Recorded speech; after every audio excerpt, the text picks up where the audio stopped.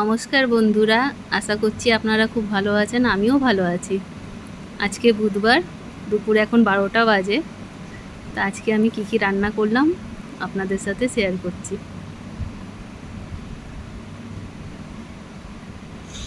আজকে ইলিশ মাছ করেছি।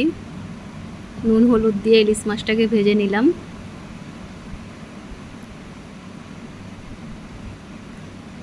সাইডে ভাত হচ্ছে আর কচুরলতি সেদ্ধ হচ্ছে। সর্ষে পোস্ত একসাথে ভিজতে দিয়ে দিয়েছি। সর্ষে পোস্ত, কাঁচা লঙ্কা, রসুন দিয়ে মশলা করব। ওটাই ইলিশ মাছের আজকে মেন মশলা।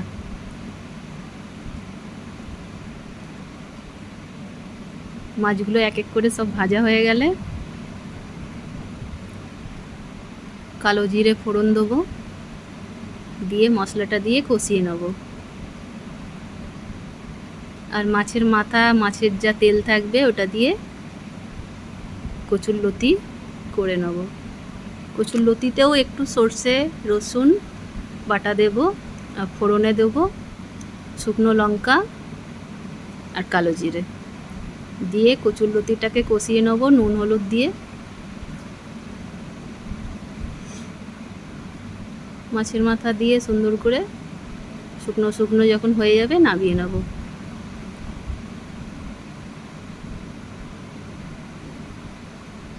বন্ধুরা, আমার ভিডিও যদি আপনাদের ভালো লাগে তাহলে একটা লাইক দিয়ে দেবেন, কমেন্ট করে জানাবেন আপনারা কে কোথা থেকে দেখছেন।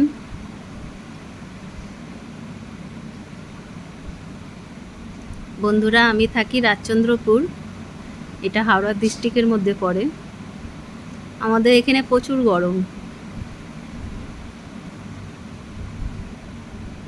রান্না হয়ে গেছে।